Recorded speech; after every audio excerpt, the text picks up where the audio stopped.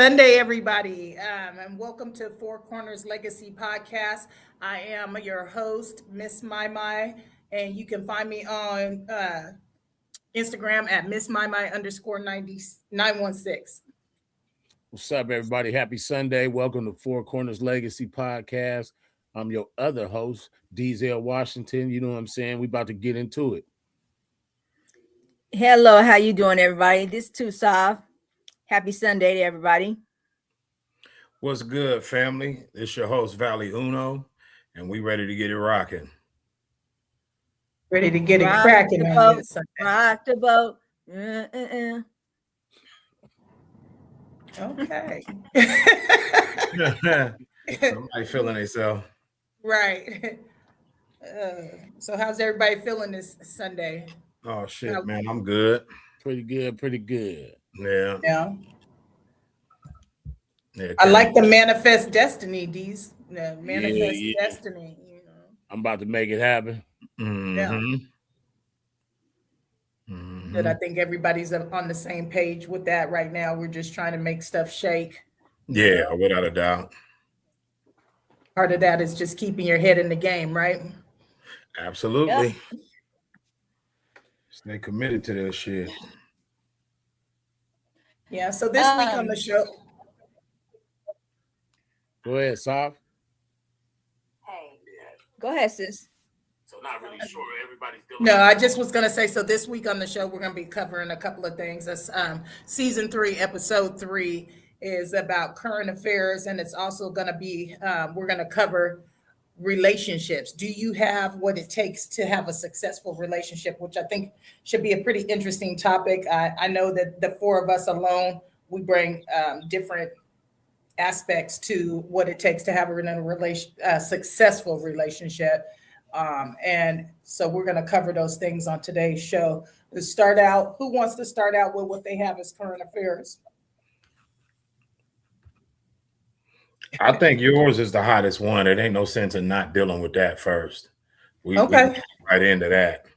All right. So my current affair for this show is going to be about Daquan Johnson, who was murdered by the police in Grand Rapids, Michigan.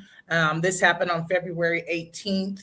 And it's just another of the story that we've heard play it out in many different ways. But in this specific one, he was running or fleeing from the police. They sicked a canine dog on him, tackled him to the ground.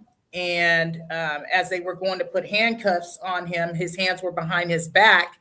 And they shot him in the head and blew his brains out. And so I'm just tired of these type of stories.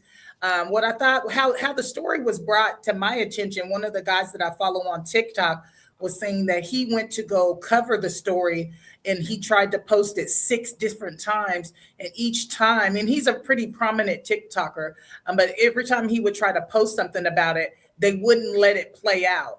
And I think it's because right now it's under heavy investigation on how this all played out and how, with the police wanting to find a way to be right about it. But at the end of the day, here we have another scenario where there's a Black man on the ground and he still ends up dead. Why does this continue to happen?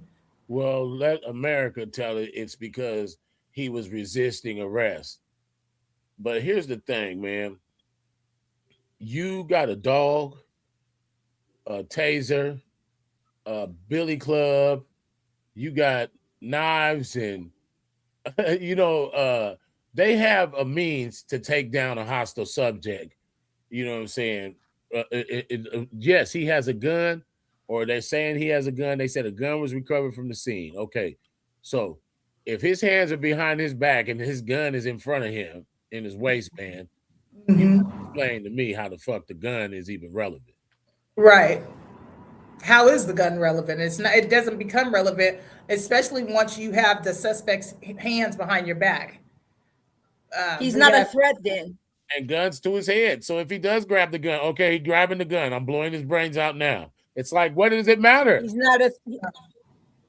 Well, he wasn't a threat. The thing of it is, it's that there's laws in place to protect not only the police, for law enforcement, but the average everyday citizen. You understand what I'm saying?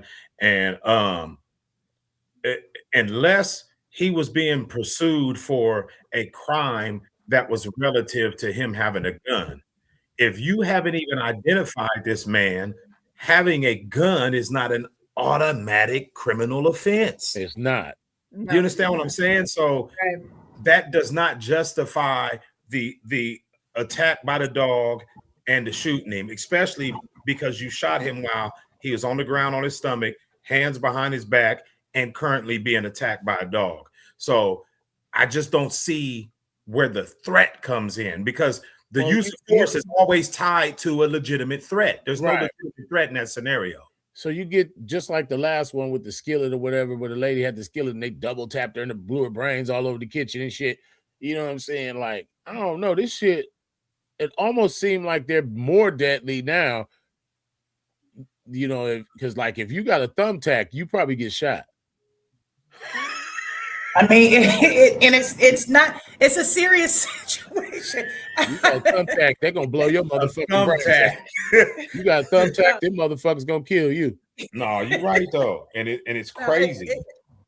So I just wanted to make sure that we say his name, Daquan Johnson, so that it does stay in the media. Daquan Johnson, man. That's right. We want his name to stay in the media. We want to send our prayers to the family, because I did see a video with his mom also on and his family members. And you got to remember, this is somebody's son. This is somebody's son. This is somebody's brother. This is somebody's father. And how many times is this going to keep on happening? It's just so scary, because as a mother of a almost 21-year-old Black male, I feel scared. I feel scared that it could be, and I have you guys as my siblings. It just is a scary situation. I have cousins. I have lots of family members that are Black men, and it just doesn't seem fair. Like you said, just because you had a gun, we don't know the logistics of whether the gun was registered or not. We don't know. All we know is that Daquan Johnson was murdered by the police, when we've seen them take suspects who have killed several people. We have mass shooters who have been taken into custody. That did the Boston bombing was hiding in a boat with a gun with him, and they had him on infrared camera. If that would have been a nigga in a boat on infrared camera, they'd have sniped his Black ass dead in the boat. Well, I mean, that's really what it comes down to, you know. The way in which Black people are apprehended by the police is in stark contrast to the way they apprehend anybody else. You know, like he said, the Boston bomber, the dude that killed the Charleston Six, you know, like it's like there's countless examples we can use where people weren't treated like that, and they had already committed atrocious acts. Exactly. Right. And so you mean to tell us we're supposed to understand how a suspect who didn't kill 5 people gets his brains blown out during the arrest, and a suspect that kills 5 people don't get their brains blown out during the arrest? Instead, they get carted around with a bulletproof vest draped around them. They trying to preserve his life. Correct. And at the same time that you're gonna feed us a crock of shit and say this has nothing to do with race. It has everything to do with it. As long as you live in America, race is an element. And I don't give a damn if somebody getting their feelings about it. That's the truth. Oh, it's the hard truth. Yeah. Everybody racist as fuck. I see Happy Sunday family. Hey, Ben Pretty, I see you in there. She said she saw the video. She saw Hi, niece. Shaking her head made me so sad. And right, that it makes no sense. It's never going to make sense. This is something that it's countless people. It continues to be something that happens over and over again. And it's like, at some point, where is that? We will crash out as a people if this continues to happen. I don't get it. We can't continue to let these kind of things happen without mentioning it, without drawing attention to it, without saying his name. So here's part of the problem. Part of the issue is they got literally over 100 and something cop shows in syndication on TV. So on these cop shows, you always see them bending the law and taking cases personally and emotionally or whatever, whatnot. So these cops have been raised by these shows for 30 years now. You know what I'm saying? With this narrative being And placed they're that certain people are scumbags, certain people fit this mold, no matter what. Yeah. Yeah, when it all boiled down to it, I don't know. As a people, we gotta as a people, we gotta understand what we up against, and we gotta start having like, because that's what the Black Panthers was trying to do. They was trying to grant Black people safe passage in America. You know what I'm saying? Because it's been going on this same shit. Just because we don't know the names of the other brothers that got their brains blown out back in 1964, that doesn't mean that it didn't happen. That shit been happening. No, it has. You know what I'm saying? It definitely has been happening. I think one of the points that you have made that I felt that was a strong point, because you guys are my siblings and because like I said, I have a son, is that at this particular, with this climate of the world, please stay away from the police. Because they don't mean you no good. Yeah, at all costs. It's like, it's at like any means necessary. Like Valley was saying, you know, he doesn't speed, he doesn't do this, because to me, you can't do anything that's going to cause you to have to come in contact, because by coming in contact with law enforcement, you have now just made a 50-50 chance that this might not end well. Because it's not about the speeding ticket. When you speed, here's what happens. You'll be speeding down the highway and they'll pull you over for speeding. Now that they see it's a nigga in the car, they're going to be trying to figure out if it's marijuana, because fucking marijuana kills every fucking body. You know what I'm saying? So they're going to be, does he have God almighty grenade launcher weed in the car? So they're going to be sweating that, and then they're going to be sweating gun. And that's why niggas don't get a fair shake, because you got a gun and drugs as soon as they pull you over, whether you got a gun or drugs or not. Yeah, that's something you see a lot, you know, and it's people that do stuff on their own dash cams so they can record the incidents.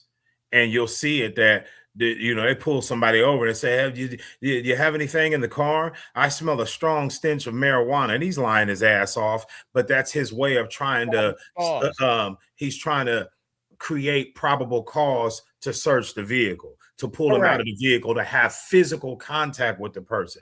You know, it's like you didn't even come up here and attempt to address the so-called reason why you pulled me over, because the hidden reason for you pulling me over was so you could fuck with me. And well, I mean, because we're able to ever see this type of shit is because there's some people that are got the presence of mind to have them damn dash cams in their own car. Right. You know? One of the things, I think that's a very good point. But even still, we've had a scenario, and forgive me, I forget the screen, Sav. I forget the young man's name. Kasavi. You lost your screen. Yes. Anyway, you lost your green screen. Okay. She'll figure it out. You were saying, Mai? I was saying that there was a young man. I don't know if you guys have remember, or maybe you guys can give me. I want to say his name was Alston, but I could be wrong.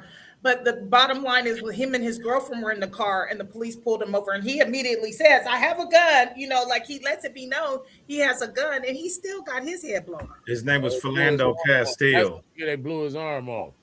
His name was Philando Castile. They shot him multiple times, and one of them went through his arm and into his chest cavity, and that's what ultimately killed him.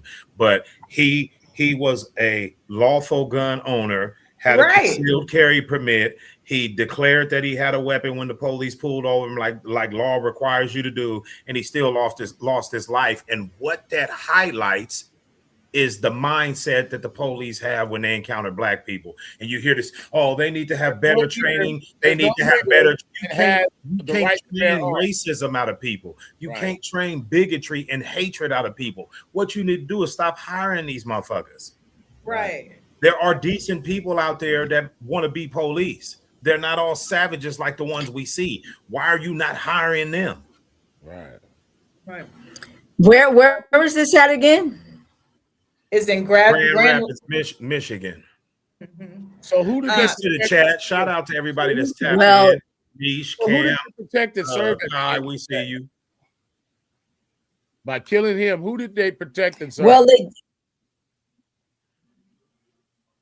That's the thing, though. We can't even address it from that because we know that's not their intention. That's only the narrative that's being spoken in white America. Black America knows goddamn good and well that wasn't their intention. No, it'll never be to protect and serve. At Ben Pretty put a No, comment. the reason why I know you I guys didn't put understand that that, up.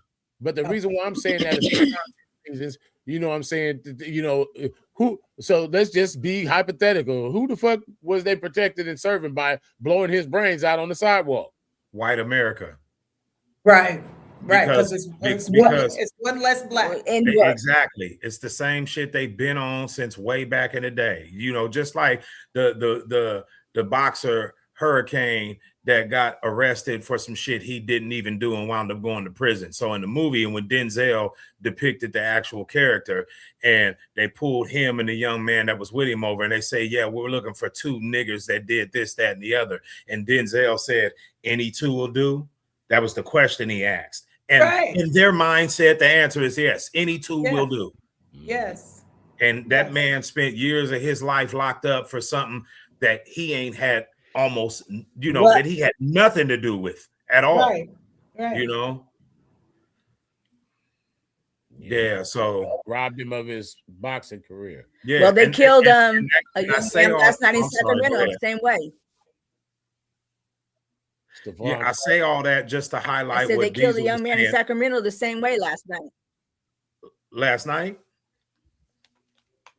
I didn't hear about that one. Yeah. No, I don't. On Truxell and No, he Camino. was not, no, the guy that was killed at the Bel Air parking lot was not killed by the police. It was a gang retaliation. Know your facts. But yeah, so I mentioned my the bad. hurricane.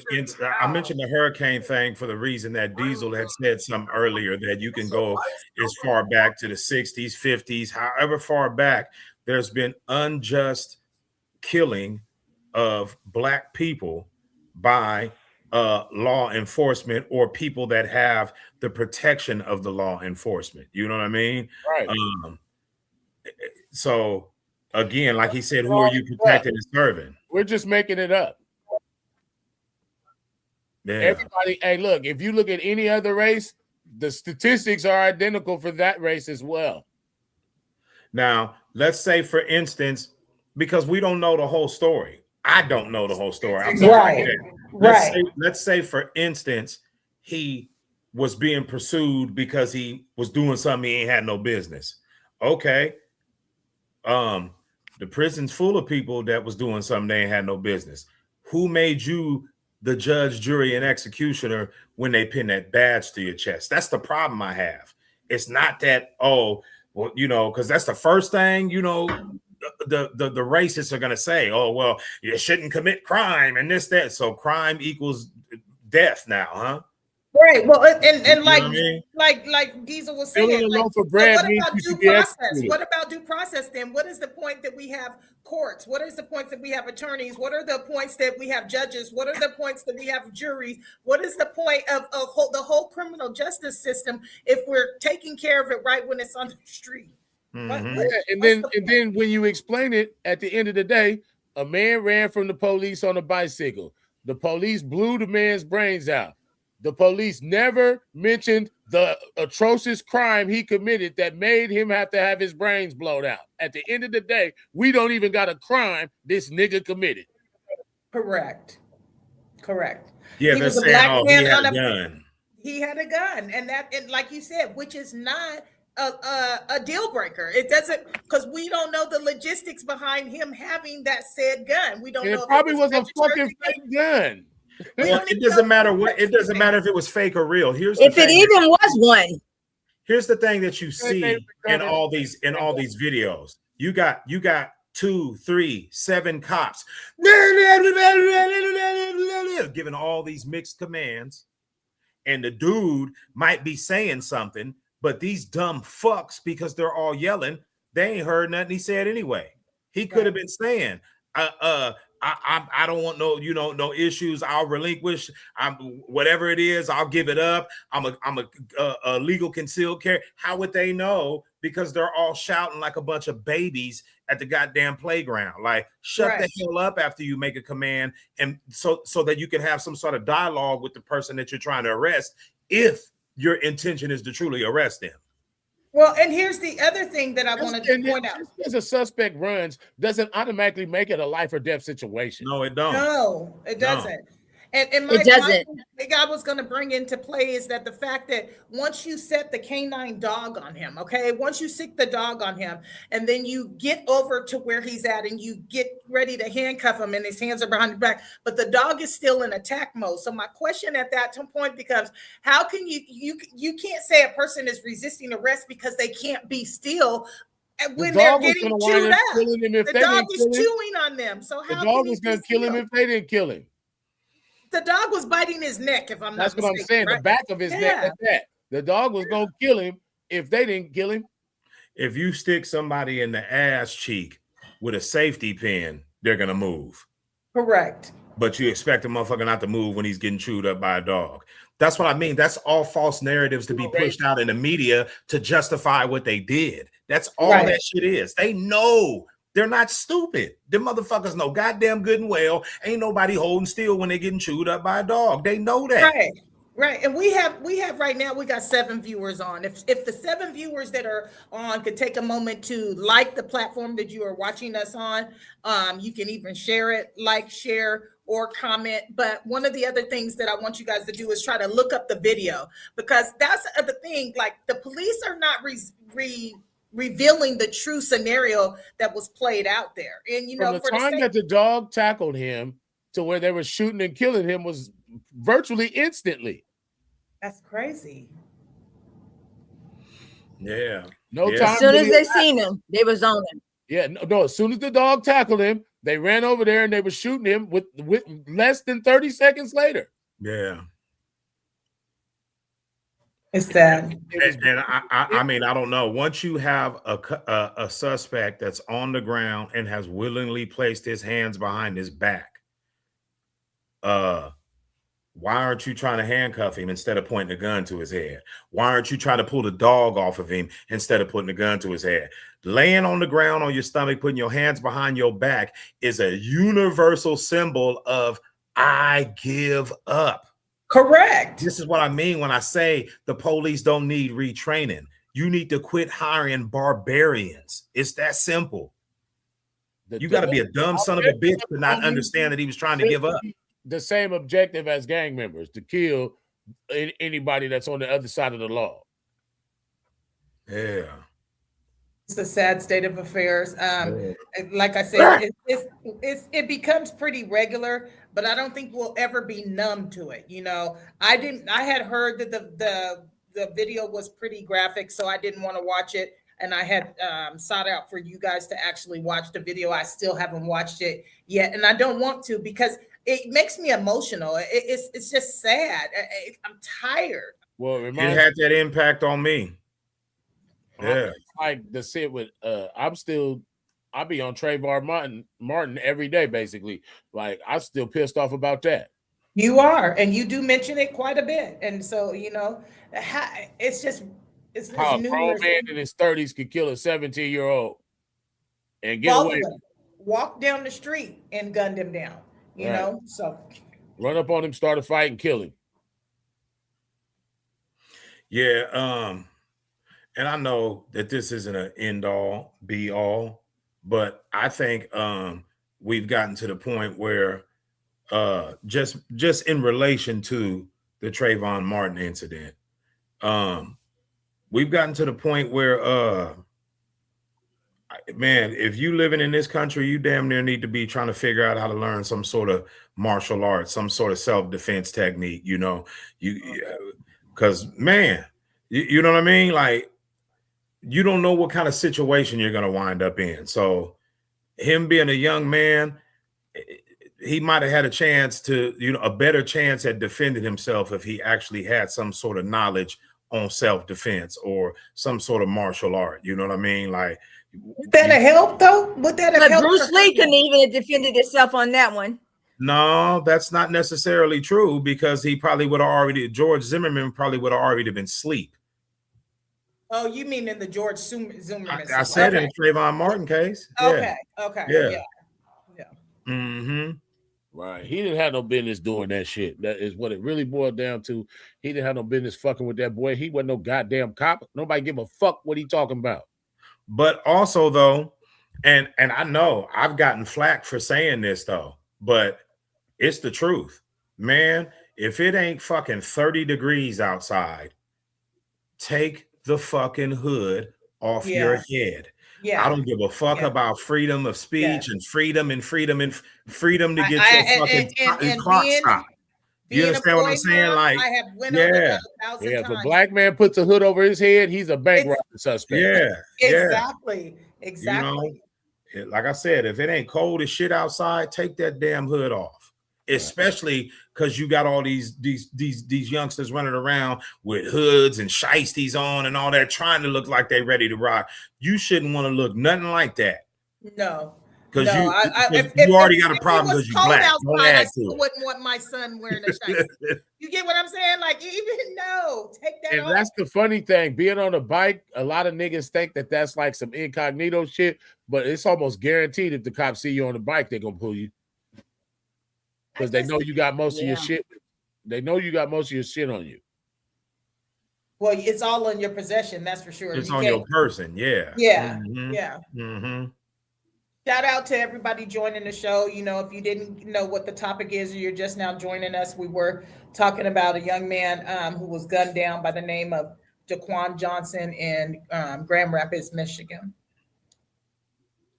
Yeah. Sad. Very sad. It's messed up. No matter how you slice the pie, and bringing awareness to the situation, it means more than just telling people what happened. It's really preparing our minds for this reality when we step out into the world. Excuse me, so we can take some sort of measures to prevent ourselves from coming in contact with law enforcement, because we're at the point, like, if you come into contact with them, like I said, that might be the end of your trek on this earth. Like, it's that serious. You can do. They got too much impunity. Yeah. Right.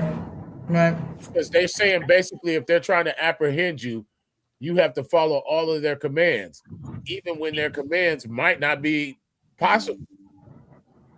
Yeah. So they're standing with a bunch of assault rifles telling you don't move, and you fucking you go to get up or you go to put your hand behind your back, and one of them says that's too much, and they start shooting and kill you. Right. Because they did that one dude like that at the hotel, that white boy, and he didn't fucking do shit, and they killed him. Well, and that anytime you come into contact with the law, you got to be prepared for that. This could be the worst case scenario. So, right.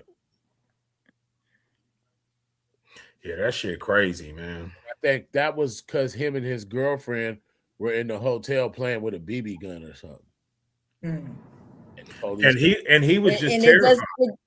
And he was just simply terrified. It doesn't even matter if you're a woman either, because they're going to do a woman the same way. I already knew when I talked about the lady with the pot earlier. Yeah, Sonia Massey. Yeah, they don't care. Sandra Bland died Her in too. Custody. You know what I mean? So it can happen. It doesn't matter if you're a male or a female. That's for sure. He body slammed the pregnant woman a couple of months ago. Well, the thing is you are fragile as fuck. Let's be honest. Like, this isn't a fucking movie. For humans in real life are extremely fragile, and you can't beat on, trample.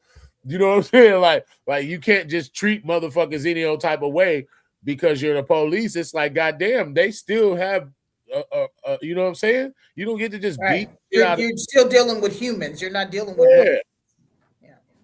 And for one, what's the point? If I'm that guilty and it's obviously a death sentence offense and a beat you to death offense, what's the point? Like I said with the court, why is there even a law written anywhere? Why indeed? Yeah. Yep. I know this is gonna sound crazy, but anybody who's watching with us on Facebook, if you could add a comment real quick, trying to see if we successfully got this shit linked so we can see the comments here on the streaming platform.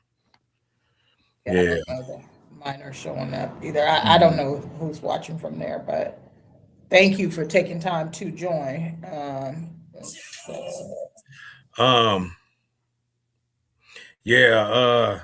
don't know. I don't know. I ain't gonna say nothing else on that because Right. yeah, it's uncomfortable enough to begin with, you know. Just something that we did have to approach. Clark, because I guess the reunion for that just passed by. Who? Stephon Clark. Oh, okay. It's almost identical to that situation we seen in Grand Rapids. Basically, he was running from when they killed him. Yeah, and I mean, I seen that video, and you can see from the body cam footage clearly, like, here's the corner. The cop says, "Show me your hands. Show me your hands. Gun, gun, gun. Show me." Like this is how fast he's come. Like you're not seeing what's going on, just barely coming across that corner like that. Right. Show me your hands, gun.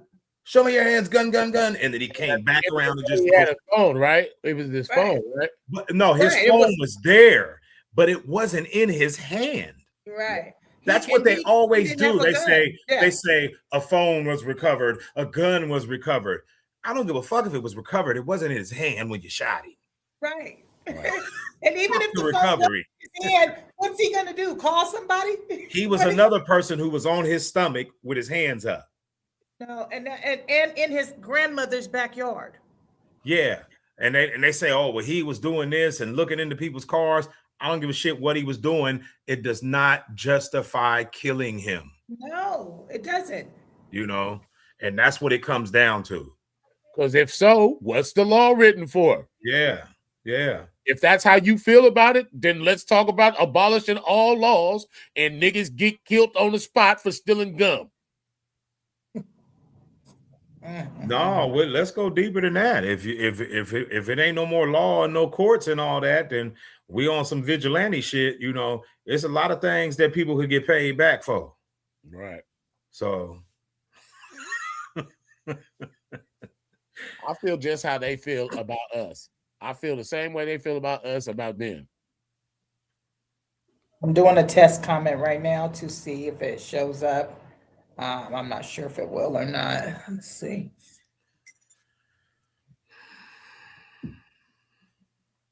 You did it on mine? Let me go back. That's because I had to go in and adjust it actually on my Facebook. The way StreamYard is now, it's totally different. So most people haven't been in gun drawing situations, so they don't understand how clear cut that shit is. There's no guessing, and like if a nigga got a gun, you gonna fucking know for sure. Like like all this old speculation. He reached in his waistband. He farted 2 times, so I thought he was nervous and he probably had a gun. Or whatever this 6 is, I got a hunch ass shit these cops be on. Right. Because it really boils down to when they pull you over, they got their guns out already anyway.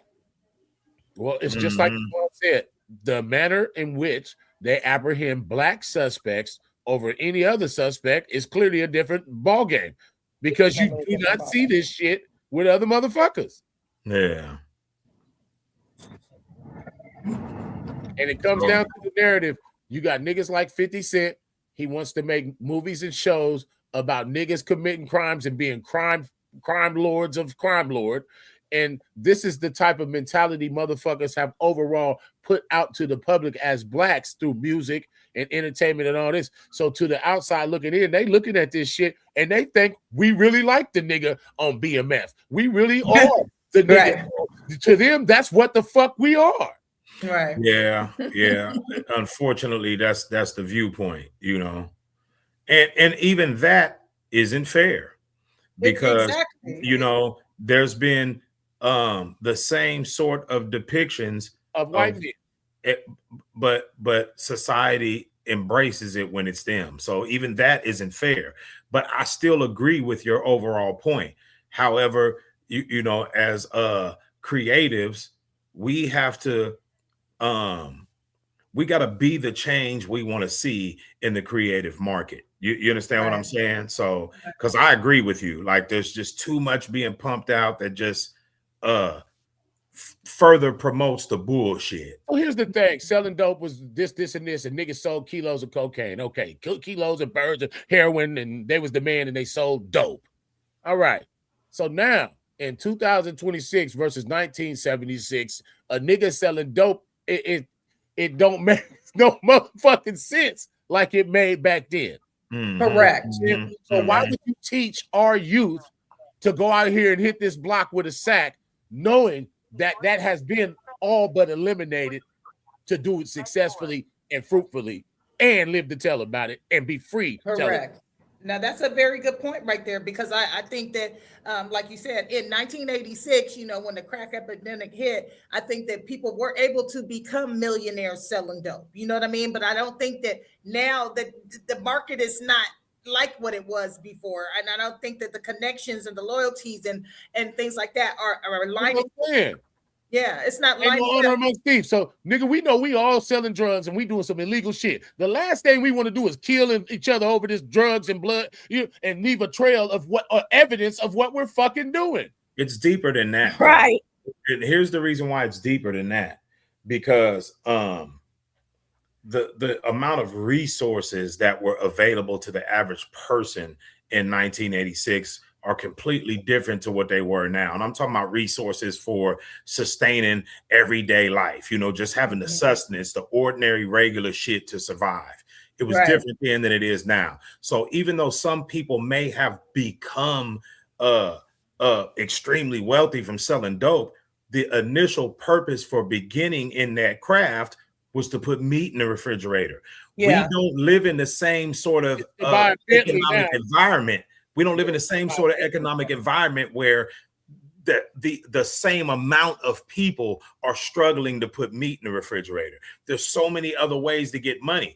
Get the idea of being a super sky baller out of your mind and just get you some motherfucking money. Get enough money to have you a house, car, food, take care of your responsibilities. Because you have to be a fucking billionaire. Because that's better than nothing at the end of the day. Yeah. Right. And that's what our people suffer from the most, is the better than nothing. Our people are choosing nothing over something. Because all that street shit is played out. Niggas have never, look, bruh. I mean, the prisons have made, they privatized prisons and this. They've made all these moves to secure this. They come up with these crimes that only affect certain demographics and all this. They got this shit perfectly scoped out. And niggas is like, fuck it. I'm going to go back to the block like the same nigga did in 1974. No, nigga. I'm going to go back to the block and fail like millions of other motherfuckers. Like millions of other niggas. No. Or go to jail. I'm going to go back to the block. That's what I mean when I say fail. You know, it didn't work out. Yeah. No, it didn't work out. Al Capone was smart as a motherfucker. They always talk about how smart he was. They still put that nigga in prison at the end of the day. So if your black ass ain't smarter than Al Capone, get the fuck out the way. Right. But the thing is, nowadays, you're lucky if you end up in prison. Most likely, you're going to end up dead. Most likely. Yeah. Shit. Don't get me to talking. You the lucky motherfucker if you ended up dead. Just going to prison for the rest of your life is so it depends who you ask. It depends who you ask. No, but you know, seriously though, it's a whole lot that needs to be adjusted, and we've talked about this before. The real missing, I don't want to say missing, but the element that doesn't exist abundantly enough is the nuclear family setting. You know what I mean? And I say that just to bring us into our actual topic is, do you have what it takes to be a good partner or spouse? Because those are the necessary things to create the nuclear family, which is going to bring us somewhat out of the shit that we were just talking about being our reality. You know, you got this. Basically, you have the streets telling the story for the masses of Black people right now, and it's disastrous for us because it's the street take on relationships, the street take on, you know what I'm saying, raising kids, the street take on all, you know, so our people are, we're basically keeping ourselves boxed in and on a lower level than the rest of society by doing that. Yeah, without a doubt. Without a doubt. I agree with that. And you know, that's why it's important for people who have a voice, a platform to speak on the matter, to give an alternative perspective than the one that's coming from the street or from that element, regardless. You know, Right. we got an alternative perspective. Yeah. And one more So thing. I Just say one more thing before we get into it. Another thing that needs to cease amongst Black people is this ultimate teardown of all of our leaders, because Donald Trump can go into presidency with 36 felonies and all. Like, white people ain't doing their criminals like that. So get off Bill Cosby's nuts. Don't speak about OJ. None of that shit. I don't want to hear about that shit. No, I feel you on that. I feel you on that. Nigga. Yeah. So in the concept of the Black nuclear family and how that's going to promote growth and betterment of our communities, and the question that we have at hand for the show today is, do you have what it takes to have a successful to be successful in a relationship? One of the things I want to start out with is I read this quote, and this isn't the majority of the problem, but I read this quote, and it says, social media made men obsessed with women they've never met and made women feel entitled to lifestyles they never had or could afford. Very true.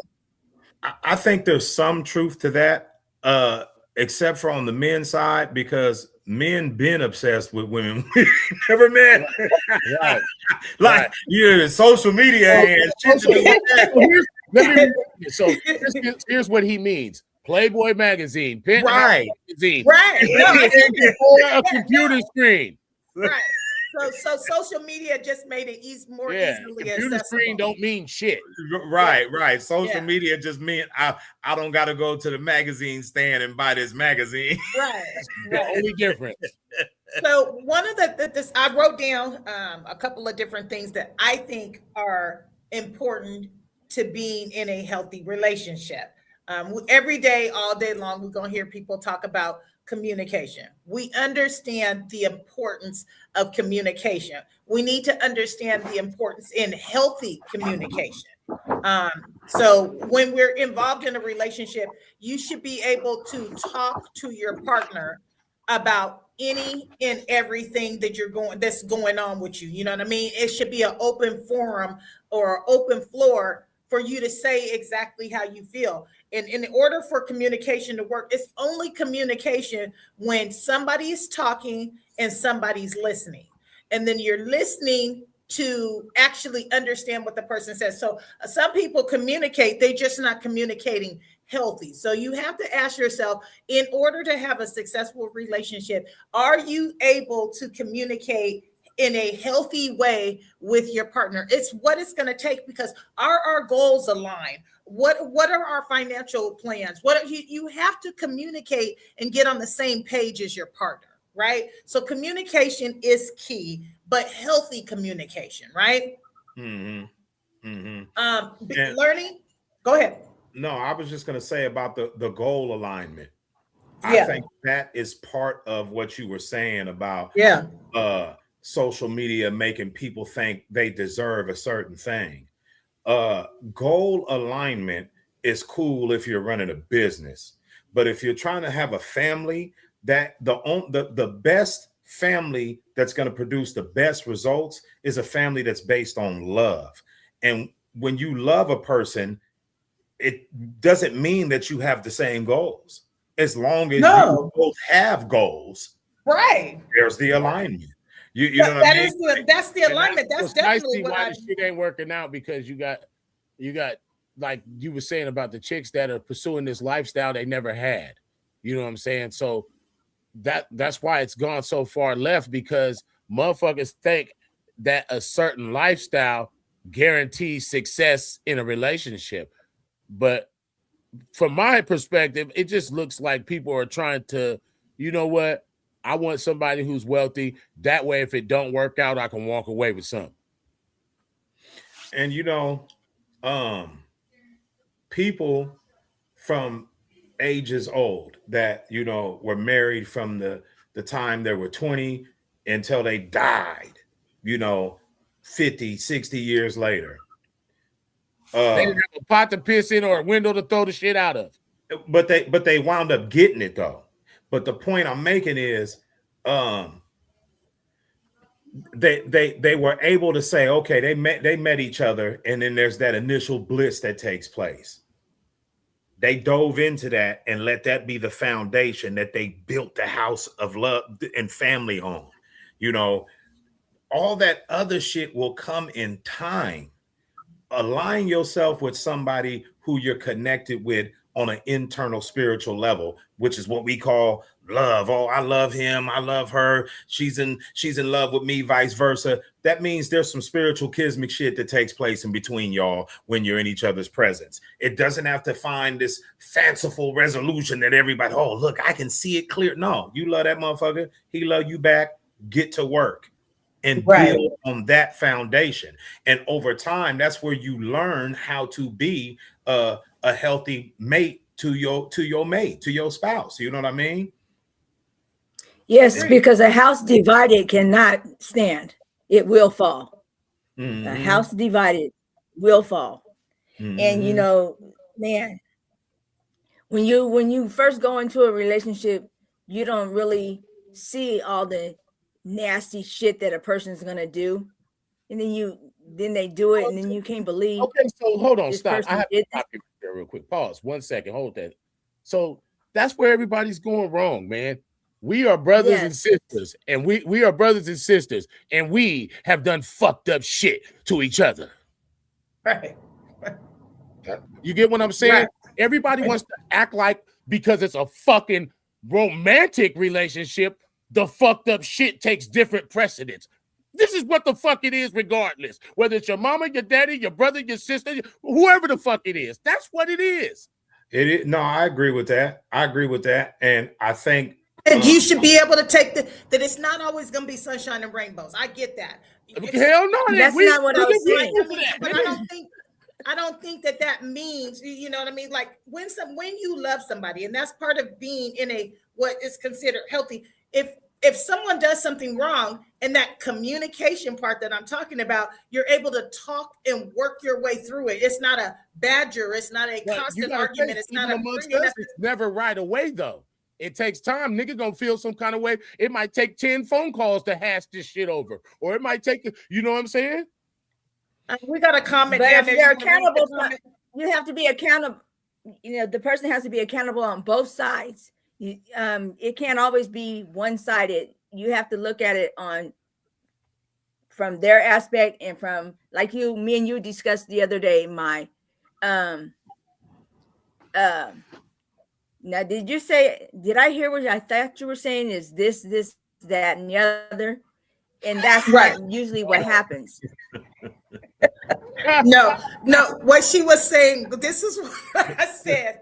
What I said I kept up with it. It just sounded funny. That's all. I understood. For the viewers, what I was saying is sometimes part of healthy communication is reiterating and doubling down on what the person says. So when somebody says something to you, you say, well, what I heard was that you felt that I'm a low down dog because I went to bed early and we were supposed to be watching a movie. But if they didn't say that particularly, that's right. The perception of what they said. And that's why it has to be an open form of communication to understand that.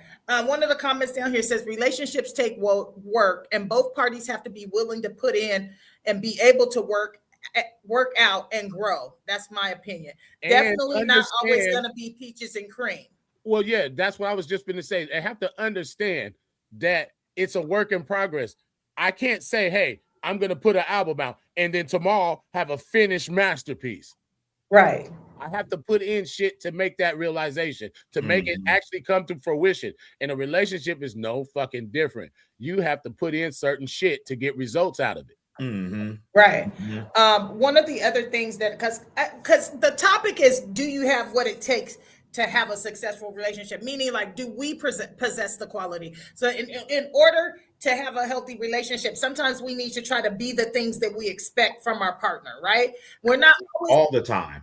right. All So the it's not always gonna work smooth, but we want to be the things that we expect. So if I'm expecting you to fight fair, then that means I need to fight fair. And when I say fight Mhm. fair, I mean all the Name low calling, blows. insults, Yeah, and all that type of shit. exactly. All the low blows that come out in the heat of argument, it can't, that's not fighting fair. And that's because that builds resentments in people and personalization. So we want to remember to have that quality. That's one of the qualities I'm working on myself, is like, can I fight fair, or do I have to take it to the drag it to hell when some shit goes bad? You know, because that's just my natural instinct, is to drag it to hell. Like once I get offended, it's a default setting of But mine you have to that look I go into back to. yourself, though. You got to start looking into yourself before That's what I'm before you talking go about. full tilt.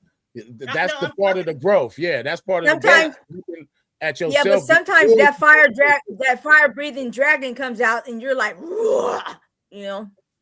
right. So right. Yeah, But here's that's how not you what address So that. if every time the fire breathing dragon comes out, shit is disastrous and it's a bunch of pieces to pick up, Every how time. logical is it to keep allowing the fire breathing dragon to come out and handle business? Here's how you address Right. that. If you get mad at somebody, like you say, "Oh, she made me mad." No, she didn't. You made you mad. You Make made you yourself mad mad. because whatever she said or did, your mind had to take agreement with it in order Right. for you to even get mad. Right. So at the end of the day, it's not, "Oh, I got offended." Well, was what they said offensive, or were you simply offended? Because or was there some truth in it that hurt? Or did the truth hurt? Yeah. that's Yeah. what I'm saying. Were you simply offended? And if you were offended, then how we're supposed to view that is, okay, this is for something, this is time for me to take this in and understand what I feel, how I feel about it, instead of immediately responding in kind. Even if somebody was saying some venomous shit to you, the response is your choice. You know what I mean? And I Yeah. think understanding that problems are always going to arise, because that's life. You know, there's good and bad in every situation, especially relationships and marriage. So for me, I think one of the important elements of being a good partner is not to take your mate so seriously. You take them seriously enough for you to deal with them effectively and lovingly, but not to the point to where you're hanging on to every word and anything they say can readjust your mood. You know, Yeah, that's because bullshit. now you're like, don't be an emotional robot to where you have no emotion at all, but you don't want to be an emotional puppet on a string neither. You got to find that middle ground. Well, and part of that also, what I was thinking is, like, when you discuss non-negotiable. So we're talking about going into relationships in the early stages of relationships, when you're first dating people, when you're trying to find your partner. You do have to look at things that you have to say to yourself, this is non-negotiable, instead of saying, oh, I'm going to let this slide. And then if you let something slide in the beginning, you can't get mad 5 years down the road when the same shit is happening, because you didn't make it that it was non-negotiable. Right, but are your non-negotiables based on other niggas? No, take sex out of the picture. She's talking about your non-negotiable. Okay, that's No, what so let me give you an idea. Non-negotiable in a relationship, is it based on past situations? Of No, course. my No, it will be. idea of non-negotiables would be like, so if the person has any addictions, whether it be to gambling, to sex, to drinking, to drugs, whether they're a workaholic, is that non-negotiable for you in that relationship? Certain things you have to say, these are something that I'm not willing to tolerate in my relationship, Right. instead of it, because if you allow, like I said, certain things to fester and they're not going to go away, how are you actually able to hold that person accountable for being the same thing they were when you met them? You know what I mean? So you have to ask yourself, so that's not non-negotiable, but you need to be able to then re-communicate with the partner and say, okay, I didn't realize this was going to affect me in the way that it is. This is something that this starting to trouble me in the relationship. Can we tone this down? Can we look at this situation and try to find a way around it? Again, it's all roads are going to always lead back to communication, right? Yes and no, because sometimes it's as simple as I know that I'm not going to contend with that. So then I know I have to get out of the relationship. I don't owe you an explanation for shit. Exactly. Right. No, time out.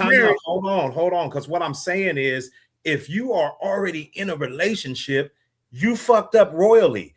The non-negotiables, the uncompromisables are in the dating scenario. Yeah, they happen before the shit. If you are already in a relationship, talking about these are my uncompromisables, you sound like you high as a motherfucker. Like, what do you mean? Like, you've been compromised on it for the past who knows how long. When did you come up with this? Right. When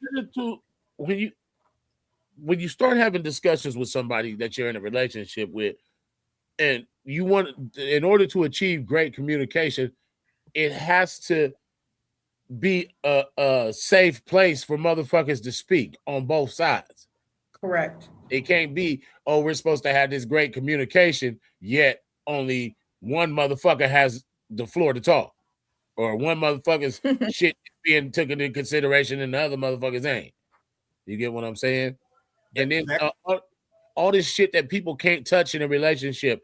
Oh, you weren't sharing your location, or you did this, or you when you came off of work and you went and got your check, there's 30 minutes that wasn't accounted for, 15 minutes that wasn't accounted for, and all that shit. I'll break ass. I'll fuck like I'll go ape shit over shit like that. Right.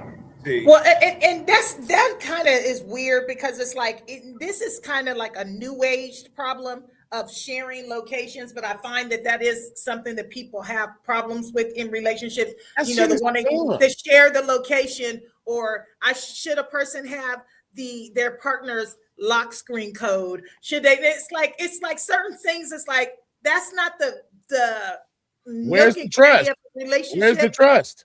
It's not necessarily about trust, though. Okay, so in order for me to fly straight in this relationship, I gotta have your passcode, your location, a microscope up your. You know what I'm saying? Like, I mean, what?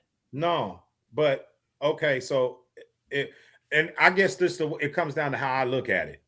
If you're living with somebody, y'all married.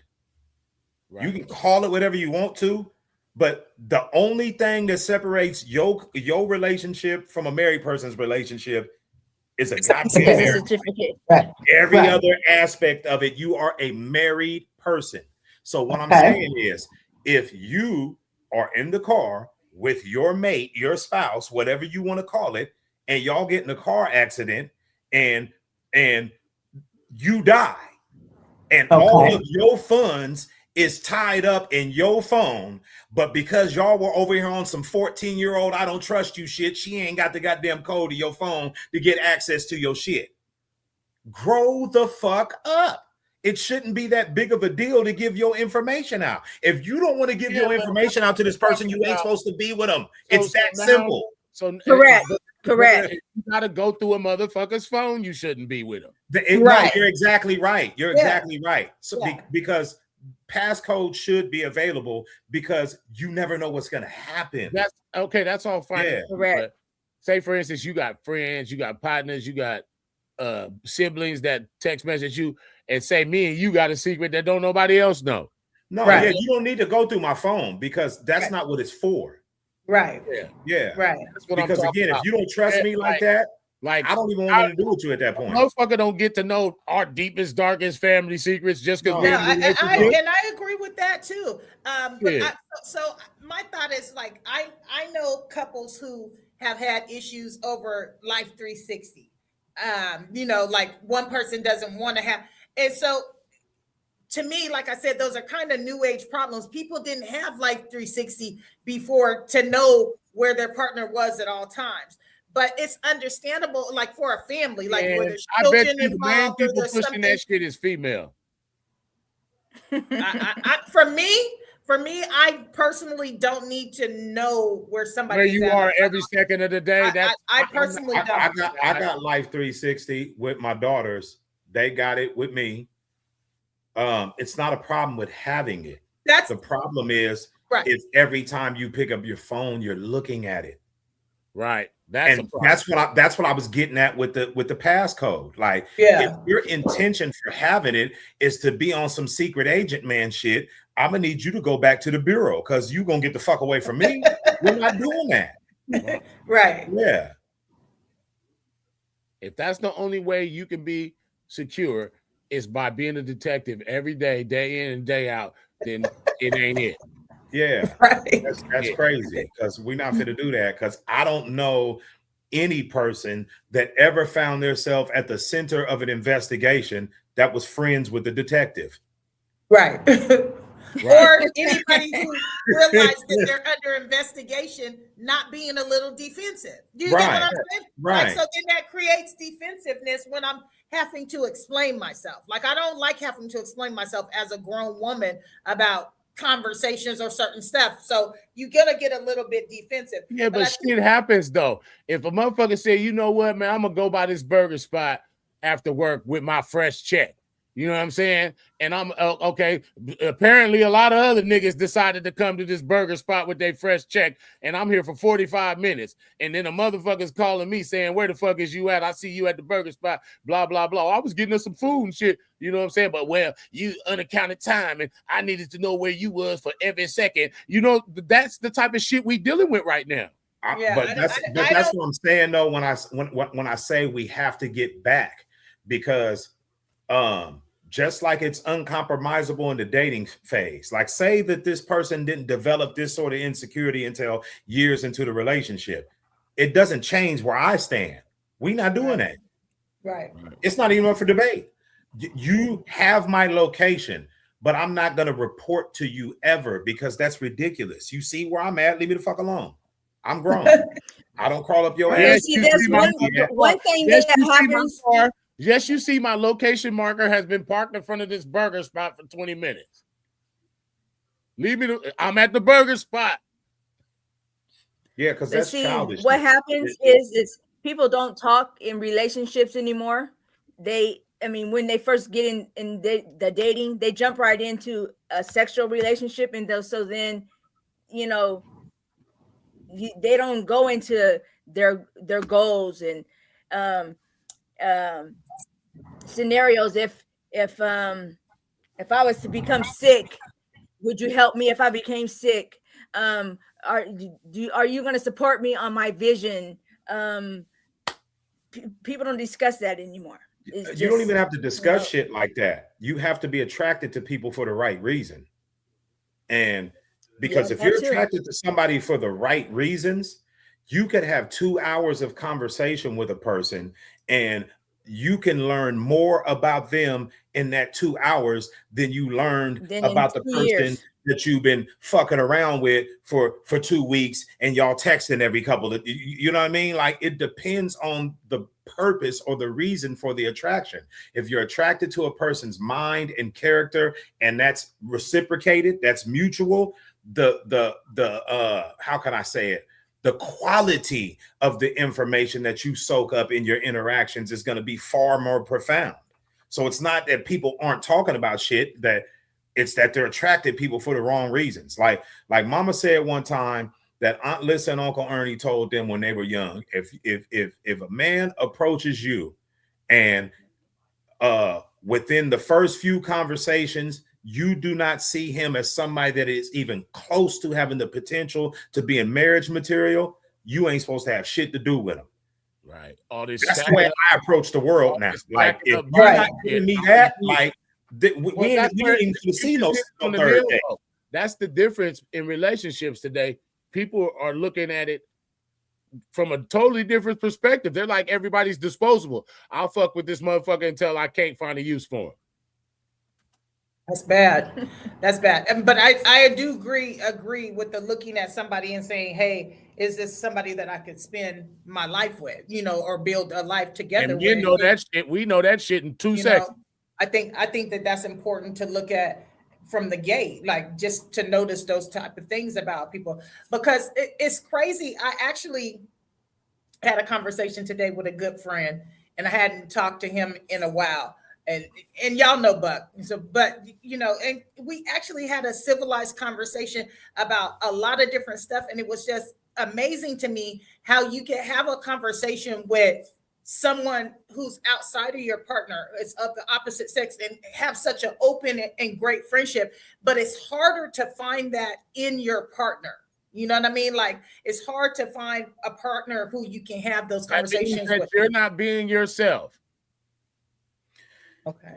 I don't know if it's because you're not being yourself. It goes back to what I was saying about being attracted to people for the wrong reasons.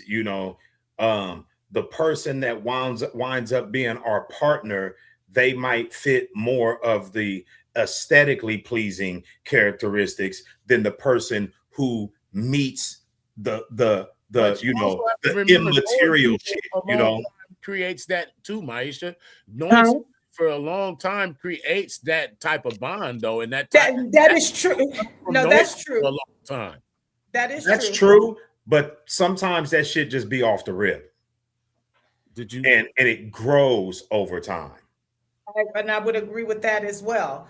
I think that that's important, being able to have those kind of conversations with somebody where you can really just talk about anything, whether it be family, whether it be hustle, whether it be job, whether it be the kids, like about any and every different thing like that. There's something to be said about that, and really laugh and respect somebody's opinion on something. You know what I mean? Like, you got to respect somebody's opinion on things, and even be like, just the angle that we were talking about various different things. It's like, okay, I enjoyed that, to have someone to be able to have those kind of conversations with. So moving into my relationships, I expect those type of things. Like, I expect to be able to have those kind of heartfelt conversations with my partner. To me, that relationship, having those type of conversations.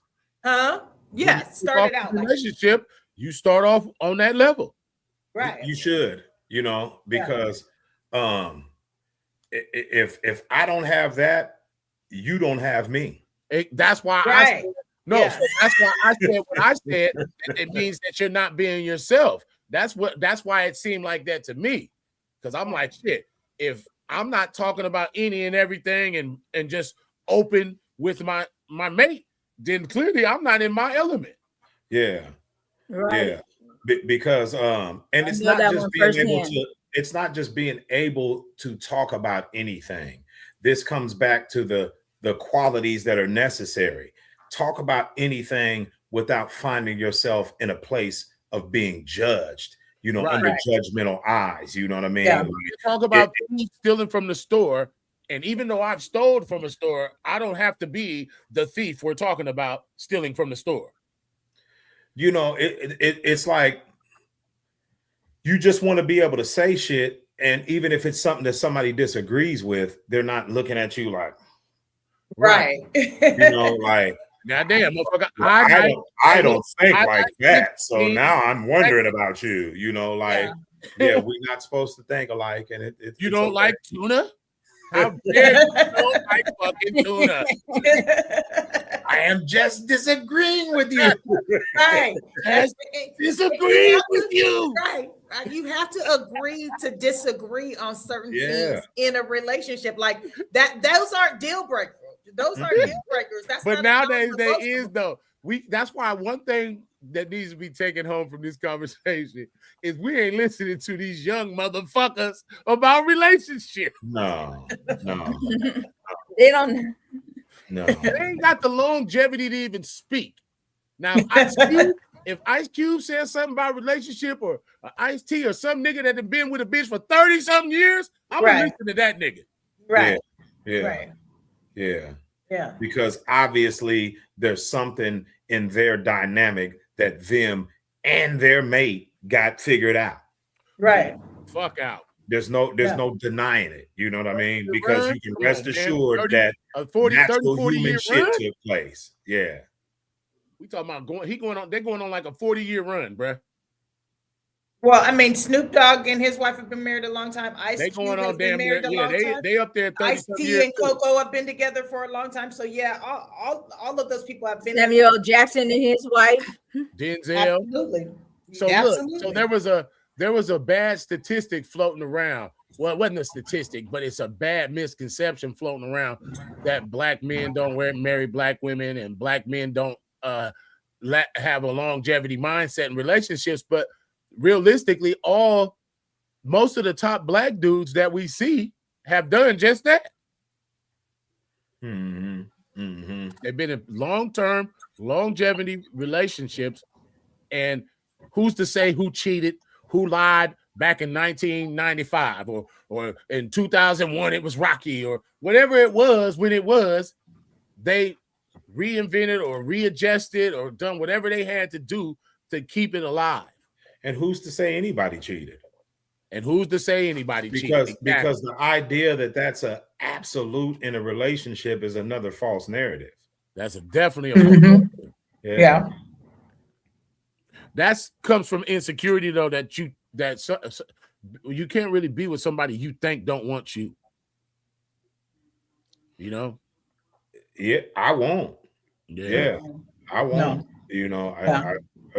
I'm okay with being single. Yeah, you can't be. You know, I'm not destitute because Yeah. I'm single, because No. your world gonna catch on fire when I walk in the room, or I'll never walk back in that motherfucker. Right. Well, and I think that's what I'm saying, though. I think I it's can't wait important till for I'm people to single. understand This that nigga crazy. sometimes That nigga people said your think world that better you're catch not on in fire. a relationship that something is wrong with you. Right. How come we live in a society that's so eager to say something must be wrong with you, other than saying, No, what are you talking about? Something's wrong with you if you're single? yeah, You got to hear what No. she's saying, though. You got to hear what she's saying. Run that back, Maisha, because she's accurate. Run it back. I feel like in society, they feel like if you're single, that means something is wrong with you because you're not in a relationship. Like, what is keeping you from, oh, something must be wrong with her. She can't keep a man, or this, you know. But I think that instead of that, they should be looking at maybe she just hasn't found the correct partner for you. Haven't found the correct partner, or you might just have standards. You know what I mean? Like, or Okay. and listen, But before that's we why get they be into giving the them a bad standards, I don't want That's to why they let me feel bad finish. about single people. Hang on. Let her finish her thought. Having standards, I don't want to say that mean like, oh, he can't smoke a cigarette, he can't have had a traffic ticket, he can like realistic stuff, not oh, my standards are so high, I think I'm better than everybody, nothing like that. But just having standards where you or wanting expecting a certain connectivity with the person, understanding the intimacy is not just coming from a sexual aspect, you know. So sometimes when people see people that are single, they automatically label them, something must be wrong. No, maybe you haven't figured out who you are yet. Well, the thing is if you've been in relationships and the same, like you at some point you have to understand what you're doing in the relationship and what you maybe not have done. You might not have done anything, like Tavon said. It might not be nothing like that. But if some of your bad qualities in a relation, you know, and you are coming out in all of your relationships, those are the things you have to stop and check. You know what I'm saying? You have to understand where you're being fucked up in your relationships and your outcomes. You have to at least have that much. So that's why I said the standards and all that, that's neither here nor there, because none of that shit works. You know what I'm saying? Without, you know what I'm saying? Like, it doesn't matter if everybody's saying, I want a rich man. Okay. How come rich people don't got it figured out either then? That's not what standards mean, though. You have a standard for your tennis shoes, your car, the way you crease your t-shirts. That's not, standards is not an extreme viewpoint. We have standards about, okay, I know if I go buy a car, I'm not gonna buy some little goddamn box car that I can barely fit in without blowing my knees out. That doesn't mean you have an extreme view. That means you have a standard. Right. I know if I step out on the town, I'm not wearing no shoes that look like I just walked through the cow pasture. It doesn't mean I have a extreme viewpoint. It means I have standards. Standards are not a bad thing unless they're fucking unreasonable. Right. I agree. I agree with that. Yeah, but I mean, I just look at that crazy because we're all humans and nobody's really perfect. And somehow we got made out to be perfect. And so that's when people say standards, I kind of look at it like that. Because, like, I don't know, it seems like people want people to be almost robotic in a relationship. You know what I'm saying? I wish I could fit everybody's pet peeve. You get what I'm saying? But those are selfish people, though. Yeah, that's what I'm saying. I wish it could be to where a motherfucker never, ever disappointed anybody on planet Earth ever in life. You know what I'm saying? And selfishness is one of my uncompromisables. Is it? When I say selfishness, I don't mean, because I think that there's a healthy measure of selfishness, because sometimes it's tied into self-preservation. But if you're selfish to the point that when you get up and you look at life, unless a motherfucker standing directly in front of you, you don't even know they exist. I can't do it. Like, you know. Right. Okay. So I'm glad that you mentioned that, because I think when we were pre-gaming or when we were coming up with topics earlier this week, we touched a little bit about words that are out in the universe now that people use to negate how people are. Call them buzzwords. We call them buzzwords. Right. So one of the buzzwords out now is, oh, he's a narcissist. She's a narcissist. They're a narcissist. So if one of y'all want to read, remember we looked it up. We had talked a little bit about that. I think that we should go into that because it relates to what Tavon is saying about all the rest of the viewers going to tap out. No, we got more just off the scene. We'll be all right. but if the shoe fits, wear it. Okay. That's the thing. Hey, because nowadays, they use narcissists so much, they created a bunch of fucking narcissists. No, but I think what it is, you know, a lot of times on these different podcasts and shows, there'll be a therapist, psychologist, something along those lines, and they will drop excellent points about people who exhibit narcissistic behavior. And then all of these viewers attach that behavior to the person who they can't stand, whether it's fit or not. I don't like this motherfucker, so he's a narcissist. I can't stand this narcissist. You know what I mean? Like, right. But it don't and so, fit, but to piggyback on what you were saying, though, because you were saying one of your deal breakers is a person who's selfish, right? And so when we talked the other day, we were talking about a narcissist, and that the narcissists are so super selfish. Like, they only are going to think about themselves. They're never giving thought to somebody else. So I looked it up, and it says a narcissist, the definition of a narcissist, a person who has an excessive interest in or admiration of themselves. Right. So that would be Snoop Doggy Dogg. No, hold on. Let's address it according to the false narrative. So based on that, 99% of the people that are being accused to be narcissists don't fit the bill. Right. Some of them diabolical. Yeah. Just a straight up asshole. No, the word that has been thrown around, because it goes around so much, you see it so much on everything. I don't think people understand how serious that word really is, though. Right. So in Greek mythology, Narcissus was a youth of unmatched beauty who rejected all admirers, including the nymph Echo. As a punishment for his vanity and cruelty, the goddess Nemesis caused him to fall in love with his own reflection in a pool. Unable to leave, he died of unrequited love and transformed into the narcissus flower. So the moral to the story is, when you think so high of yourself that no one, nothing is worthy of your attention, you're going to automatically turn all of that attention inward.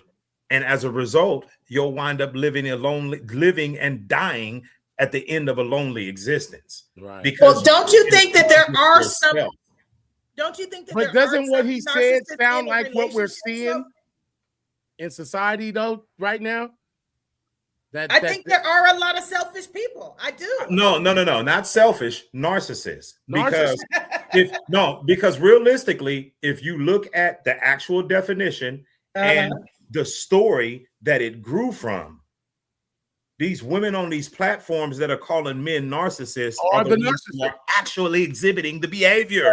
Because no man is good enough. No man They're is good rejecting enough. all They're admirers. literally saying the shit. Literally.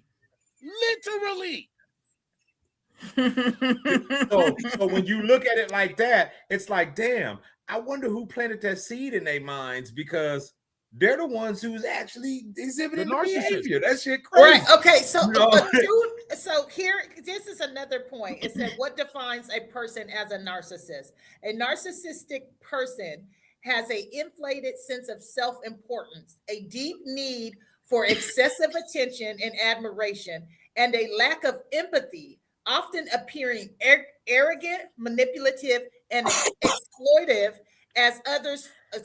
about others' feelings while masking fragile self-esteem. I can't agree with that. I think that's something, because we have to be careful. We have to understand that our minds have the ability to draw our own conclusions. And simply because somebody went to a school for psychology does not mean that their assessment of the word is the accurate one. That's why I went to the story that birthed the word to begin with. We don't need further explanation because we have the storyline. It doesn't matter. So I guess we don't get the twist. It's just like the other buzzword. The other buzzword is not settle, but there was one I was about to say. Damn, I'll come back to it, but those buzzwords. It doesn't need further explanation, is the point. If you know the root of where it came from and what the story was behind the root word of narcissist, it's from the man in Greek mythology named Narcissus. It comes from him and his story. His story doesn't have all these other electrifying words attached to it. If you can understand, but I don't think that that's what people are labeling when what you just read was like extremely extensive. It's like, come on, man, you trying to add more shit to it. We already know what it means. We get it. It's a selfish person who thinks himself. You got to think in a man's mind. He comes into a relationship coming from a world where it has been shouted from rooftops that niggas ain't good enough.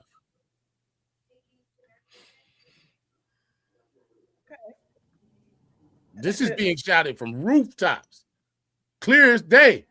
So with that being said, it's probably likely that whatever the population of narcissists are in the world, men make up a very small percentage of them, because who the fuck are we to where we're rejecting admirers? That's not even how the dynamic goes for men and women. Yeah, we're not. Yeah, so you mean to tell me it's like, come on, man. Look, here, people making the claim of the true narcissist. So now we're gonna put ourselves in the story. Here I am, and all these admirers want a piece of me. Right here, right now on this planet. Right. And ain't none of them good enough for me. Right. This is the moral of the story. This is what we see every single day when we open up Facebook, TikTok, and Instagram. We see somebody who's saying from the rooftops that not one motherfucker walking this planet is good enough for me. I mean, I say we see that, but I think that some people are hard to please. It's not that And they're hard to please; they're narcissists. Or psychopath, psychotic. But I'm not a narcissist. real talk. So the thing is, it's okay if that's somebody's reality, but it's not okay for us to accept it and try to call it something else. Or try to make it something else, should I say. If that's what somebody's life is, if that's how they view themselves, fine. Because we read the story, we know how. I know the envy, the story's been told. Motherfucker gonna die lonely in love with themselves, So we already know where that's going to be. Not even no big deal. Like I'm not worried about it. Why you crazy? That is so wrong. Nigga, Vivica Fox, nigga. That is so wrong. I love Vivica Fox. Vivica Fox used to be fine in the motherfucker and had a whole bunch of motherfuckers coming knocking on that door.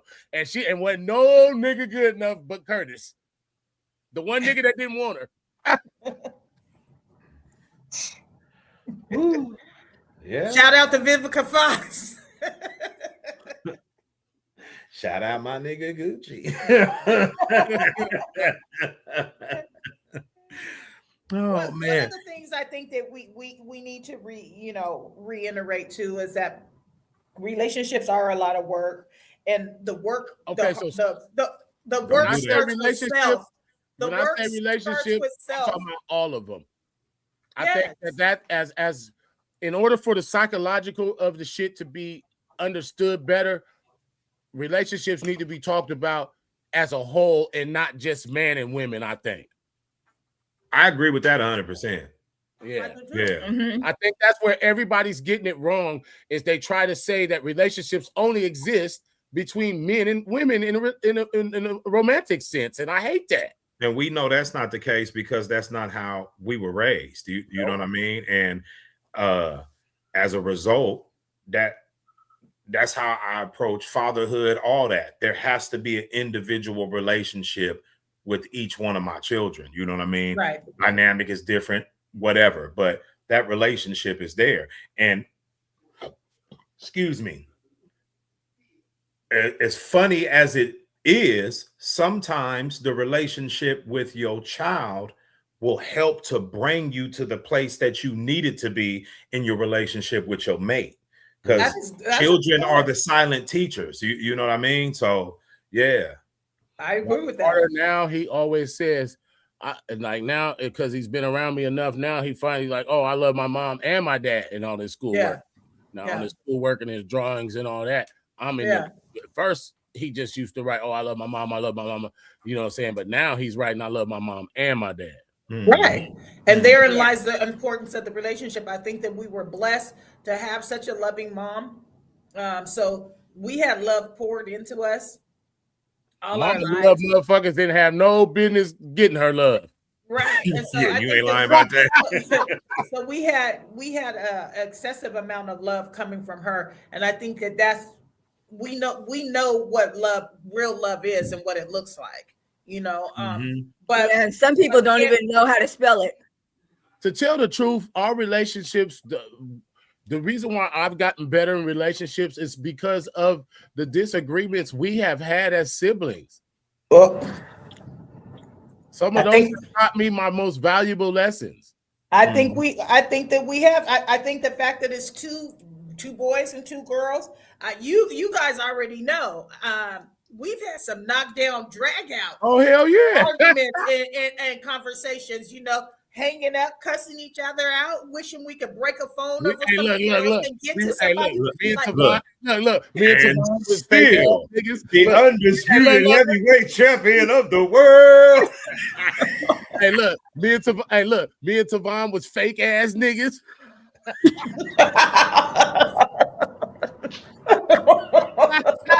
Hey, I didn't even get mad. I started laughing when I read that shit. Oh shit! He called us some fake ass niggas.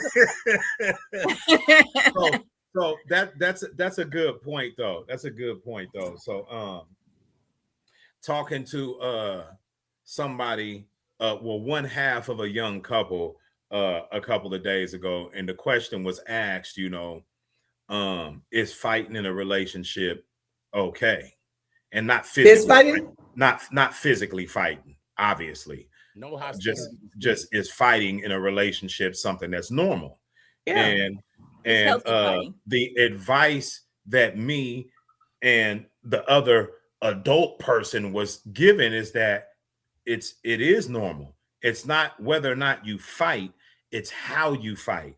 Meaning that you cannot say shit that cuts deep, that goes below the belt, because Right. even if you apologize and that person You've already said sincerely accepts your apology, you will never remove the emotional memory that's associated with what you said. Correct. Ever. They're going to still And- feel that. You know what I mean? And I So- agree that fighting fair is very important. Like, you can have a disagreement, and sometimes you might need to even pull away. Like, maybe you don't talk about it right at that specific moment where tempers are flaring. You come back and revisit it. Like, this is definitely something we need to have a conversation about, but so that I don't call you 100 bitches right now, when I know that that's not the right thing to do, let me just step away from the situation and then come back and revisit it. Well, But we I also have to be mindful that other people, no matter how invested we are emotionally or in our feelings about something, nobody else can actually feel what we feel. Right. And you're So not supposed to base. but- You're not supposed to be base something on your emotions either, But because that's where the fighting, you're- people are fighting in certain ways because they're caught up in emotions and feelings and shit. So that's why they're like, okay, now that I feel this way, I can call this motherfucker out their name. Or now that I feel this way, I can leave Right.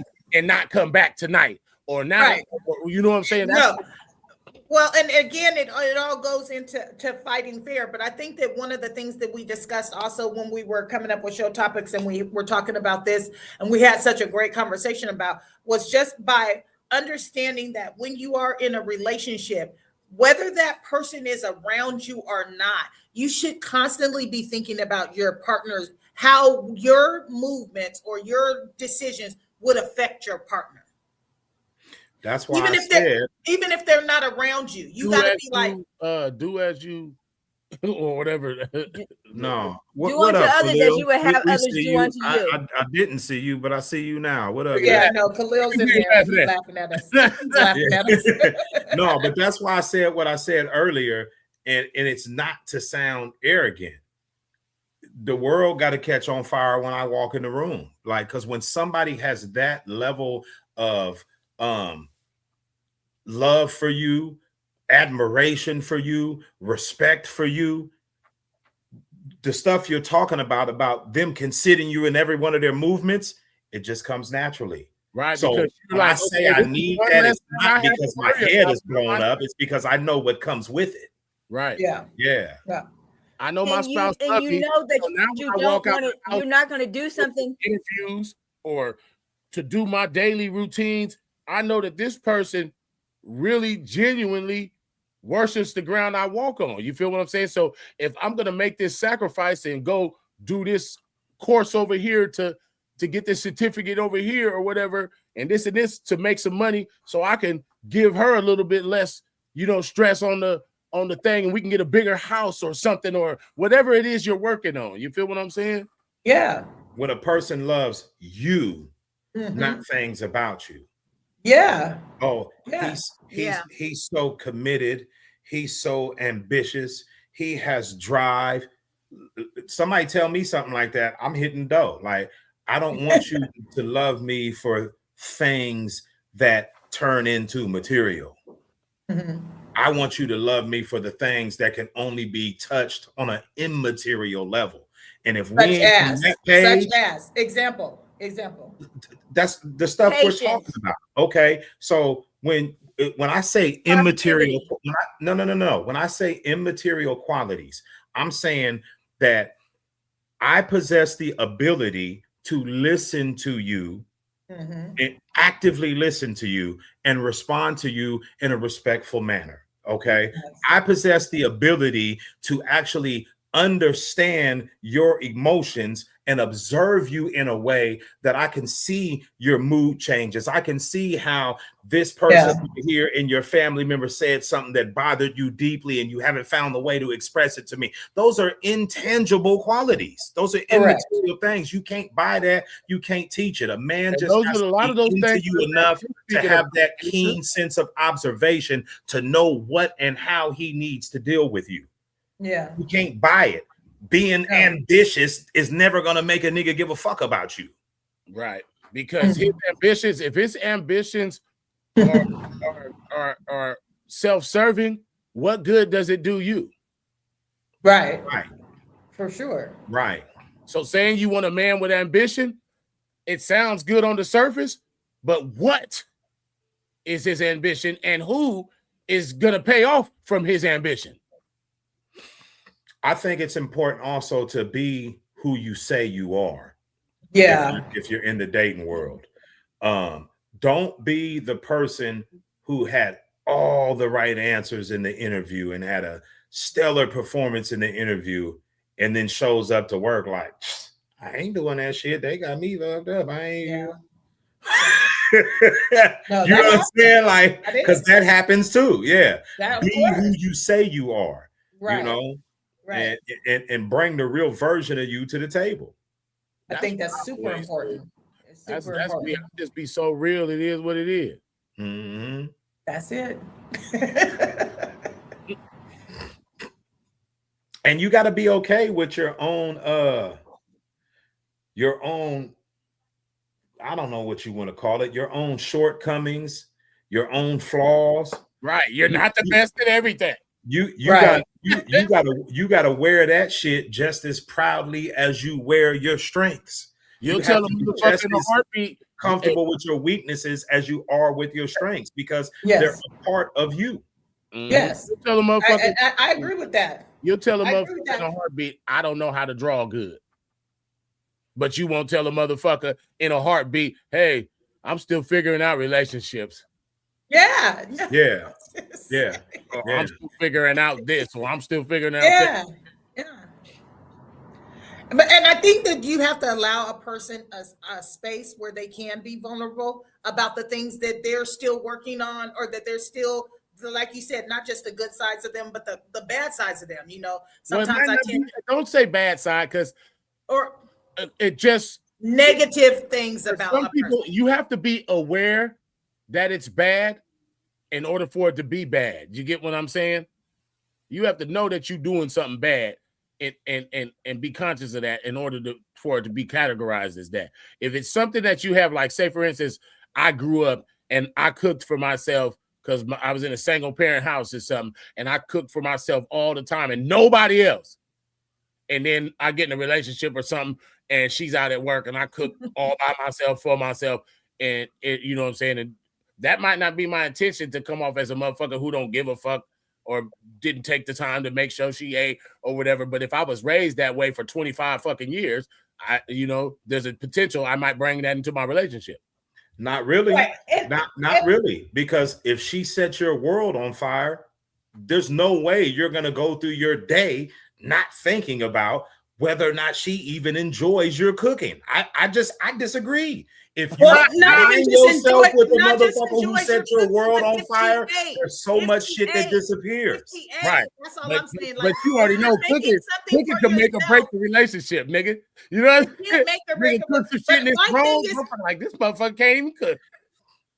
No, but I'm just thinking, like, on a level, it goes deeper than that, because if you're thinking of making yourself something to eat and you know your partner's coming or going along that journey and you're going to be around them, you're going to think, well, maybe they want to take this to lunch, or have they ate? You know, that goes to that whole thing. That's neither here nor there. Yeah.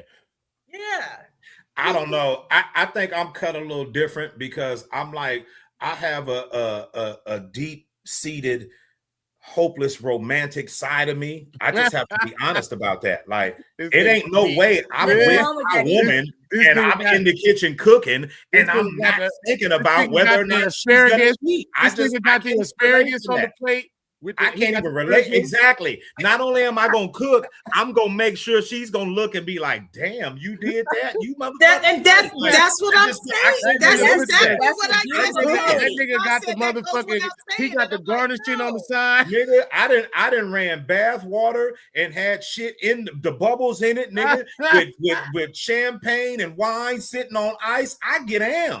That's why I said if I don't set your world on fire, and vice versa, it's Fuck you. pointless. Right. Because And so those I are the would like the first record steps to- of having a healthy relationship. I would like the record to reflect that it's good to know that, that's how you know a person can go from one extreme to another. Because it's like the same person who can make a bubble bath can be the same person who can talk the maximum amount of shit about something, but they're still, you're all those things make you up who you are, right? There's so just because somebody might see us on the show having an in-depth heartfelt, how we get animated, and they might think, "Ooh, he seems like he's tough." But this is the same person who could run a bathwater. That everybody's doesn't understand that those qualities all make up of that same person. Because as Mama used to say, he's Barky Van Snouser page that says, some people may tell you that I'm kind-hearted and I give you the shirt off my back. I'm paraphrasing. And there's some people that tell you that I'm a extreme asshole. I say believe them both. Yeah. Because I treat people accordingly. Believe them both. Hey, look, I agree. Extreme asshole. Yeah. I think there's something to be said about it. Everybody's got a little bit of, hint of sarcasm to at least all of us four. I know that if you get with any one of us, it's gonna be a hint of sarcasm. It's gonna be some jokes. It's gonna be some, capping on each other. You can't have no weak skin being around us. See, I got to the point with y'all. Whatever y'all bad side is, as you say, Maisha. I'm gonna kick your ass off because I don't want to be on the show, and I already have to watch my facial expressions right here. Whatever you niggas bad side is, I love you niggas too much to give a fuck. Wow. Realistically, I don't think that there's a bad side and a good side. There's the nucleus, which is you at the center, and then there's all this shit around you, and some of it's just been accumulated over time, but it's still part of you. And as long as you go through a frequent process of decluttering, so to speak, it's all good, Right. Yeah. You won't be the person when they say that was the nicest person. I never knew that person was like that. Yeah. No, I don't think that was his I wasn't until I was.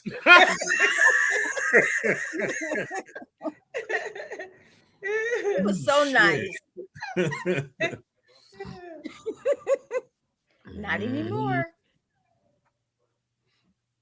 Yeah, man. But overall, I don't think that there's a hell of a recipe to being a stand-up spouse to your significant other. I think it really just starts with a healthy sense of self-respect, which comes from a strong, personal identity. You understand what I'm saying? And that personal identity comes from somebody that's self-aware, When you start to align them sort of elements, it gets easier to be the person you expect. However, the challenge then becomes finding yourself in the place where you can cross paths with a person who's going to match that. You got to change the places that you go, all type of shit. It's not as easy as motherfuckers be making it seem, Right. So if y'all see me at Lowe's, say one thing and then go fuck around with somebody that don't match. Don't mind me. I'm just looking for a builder. A who? A builder. They say go to Lowe's or Home Depot. But it kind of works like that though. Wherever. If you see me pushing a cart in Lowe's or Home Depot, don't. But here's the thing: it don't sound far-fetched to me, because if you have a certain type, you need to know where your type resides at. Yeah. I need to be hanging out at the library more often. You should. Hey, You look, should. I would have needed to be at the soccer field. You know. Apparently, I'm a soccer mom's dream.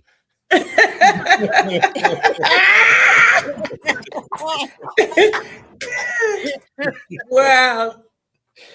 Oh shit. He be killing me with that apparently shit.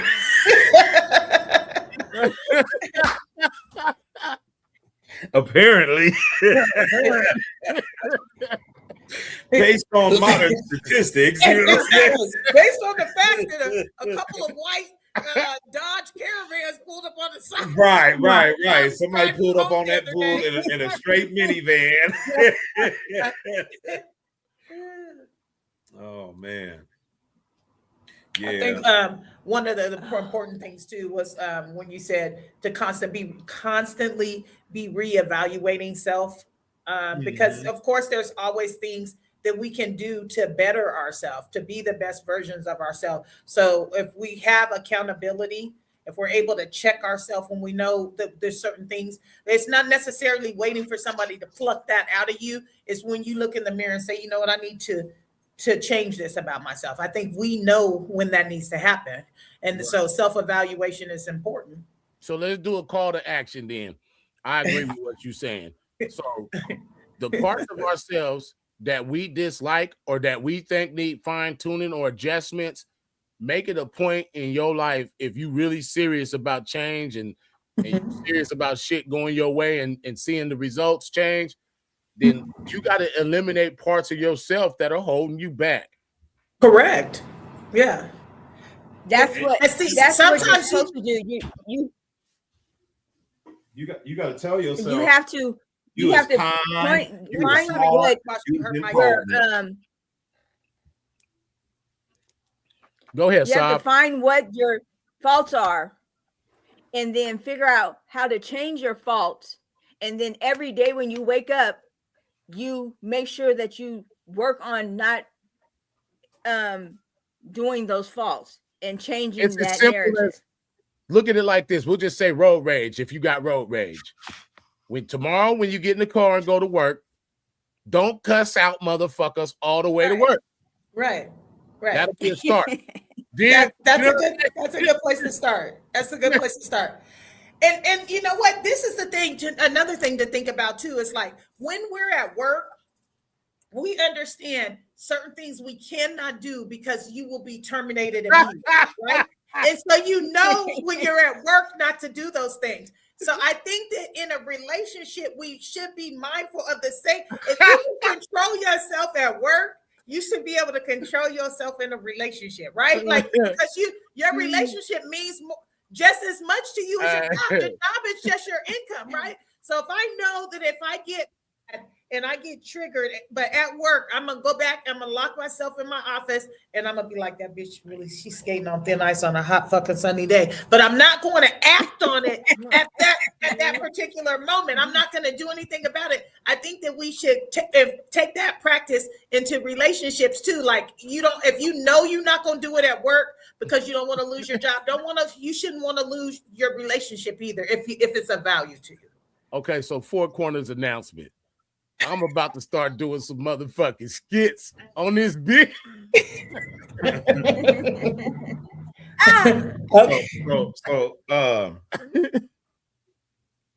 We're gonna start doing some scenarios. Hey, we finna start having live action scenarios of what we're talking about. So as far as like the road rage shit goes, I don't even think it's necessarily road rage. It's more like road irritation because I'm a truck driver, you know. I've seen your post from yesterday. It's road rage. Yeah. My post from yesterday was like, you saw my blinker, bitch. You know, so yeah. I mean, I don't think that's rage. I think that's irritation. You know what I mean? Like nigga said one time I was on the phone with him, some lady blocked him. That nigga I've been on the phone with him. That nigga said, "You motherfucking bitch." No, but that day was rage.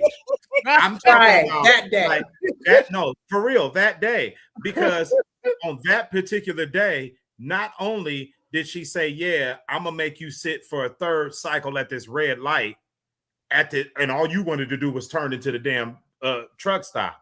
I'm gonna block you from doing that, and I'm gonna look you square in your face and go, "Oh well, yeah, she got called 17 different type of bitches in 2 minutes in 2 That seconds." nigga was cussing. Yeah, That nigga was cussing yeah. that lady out for 2 minutes Yeah. straight.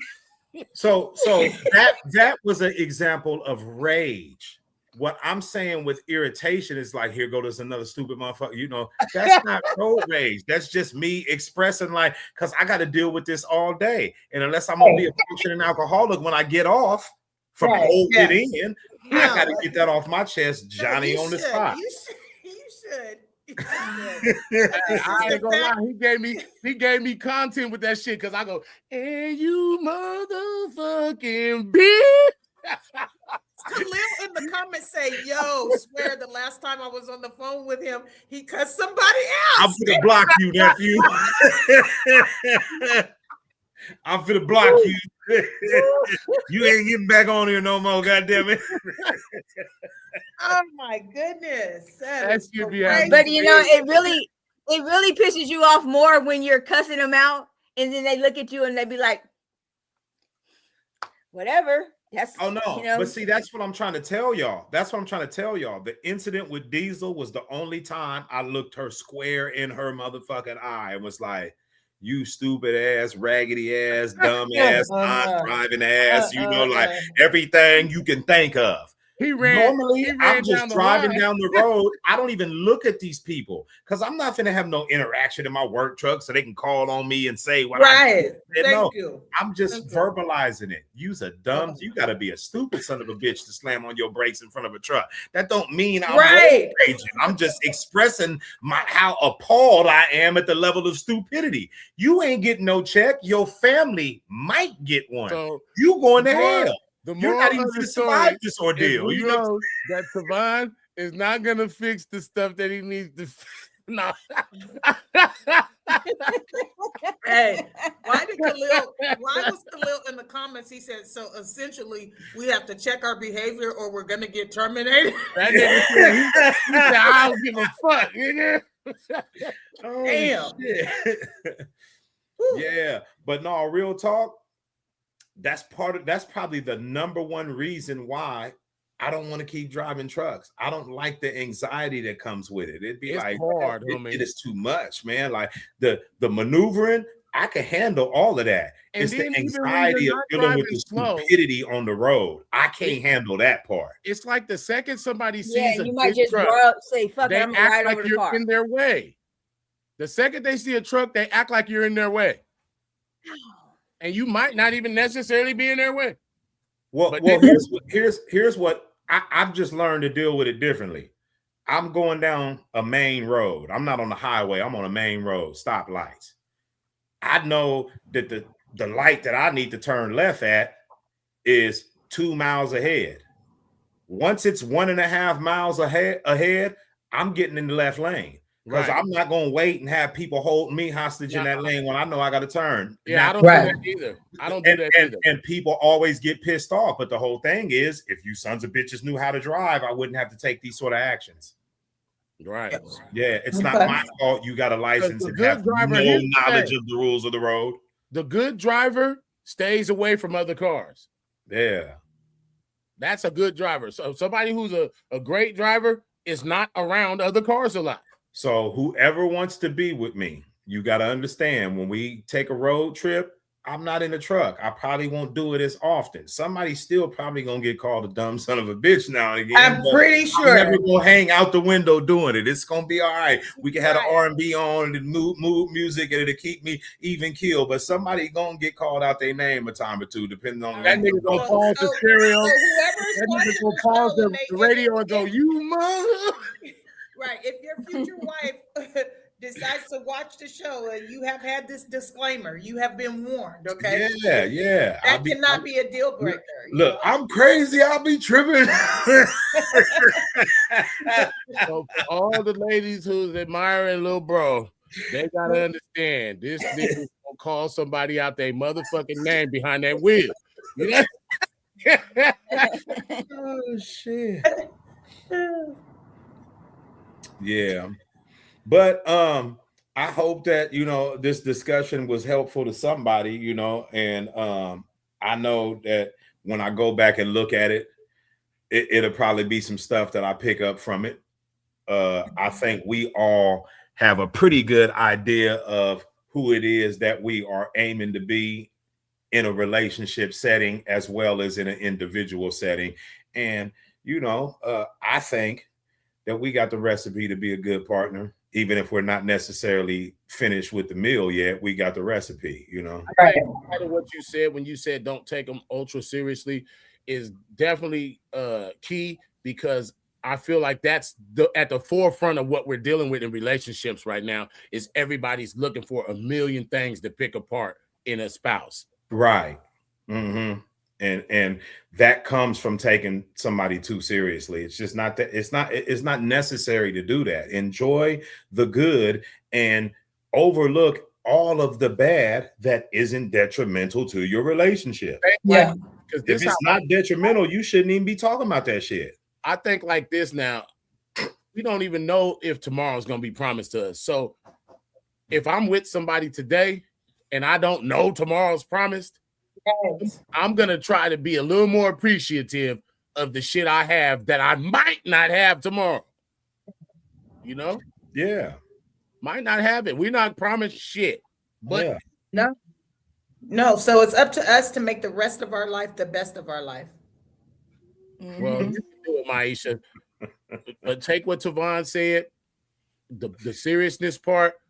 You have to find somebody who aligns with basically what I do in my relationships. I'm not saying I'm any more popular than y'all or more, but I look for somebody that's able to see me, that wants to see me with the things I want to see me with, and vice versa. That's important. Very important.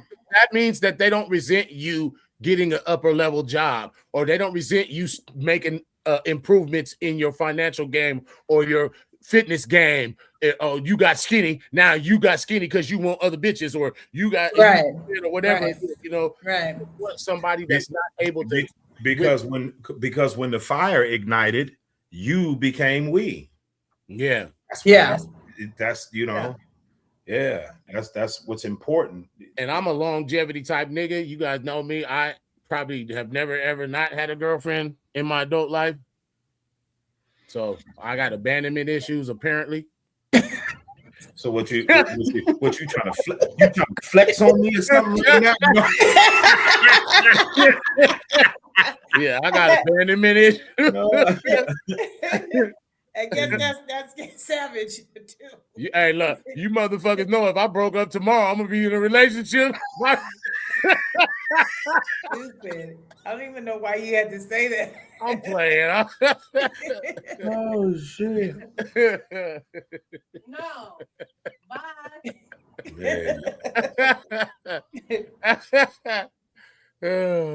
Yeah, but shout out to everybody that tapped in, the viewers, those in the comments, all of that. Yeah. We appreciate y'all. The interaction is good.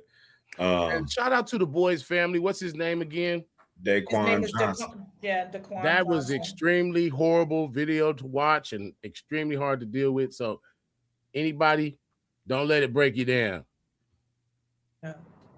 Yeah. This is an unfair world. Understand that that can be the reality so easily. So again, shout out to his family, prayers to them. And if it just gets tiresome to say let justice be served, because it just doesn't ever seem like it's can happen. So no, we got to give more in order for us to receive compassion and empathy from other races. We have to show that same compassion and empathy for ourselves. I partially agree with you. I think we have to show empathy and compassion for one another regardless if it's coming from any, and not without even being concerned about whether or not Of it's coming race. from somewhere else. Okay, I agree You with know what that. I mean? That's really Yeah. how I am, but Yeah, I just said it like that to like kind of like for motherfuckers, you know. because But it yeah, I agree with probably ain't coming from over there, you know. Yeah, Yeah. And when I say over there, I'm specifically talking about the ones that hate us, because Right. there's nothing we're ever going to do to change that. That's nope. how they feel. Yeah. Yeah. Hmm. Yeah. Well, I think we covered a lot of great things. We'll re-adjourn here in about 2 more weeks. We appreciate all the viewers for tapping in and all your comments and for taking time. If you didn't get a chance to catch the whole show, please make sure that you follow us on YouTube. The link is listed at the bottom. But if you go to Four Corners Legacy YouTube page, you can share the link, share the videos. We're coming at you every 2 weeks with just different topics. And feel free to let us know what we're doing here. You know what I'm saying? Any topics that you think you might want to hear us brush up on, or anything you want to hear us discuss on the panel, you know what I'm saying? Feel free to drop it in the comments or make any suggestions in the comments. We would love that. Without a Yeah, doubt. we would love that. Without a doubt. Yeah. Yeah. Well, that's been another episode of Four Corners Legacy Podcast. Peace, love, and hair grease, and we'll catch y'all the next time. We out.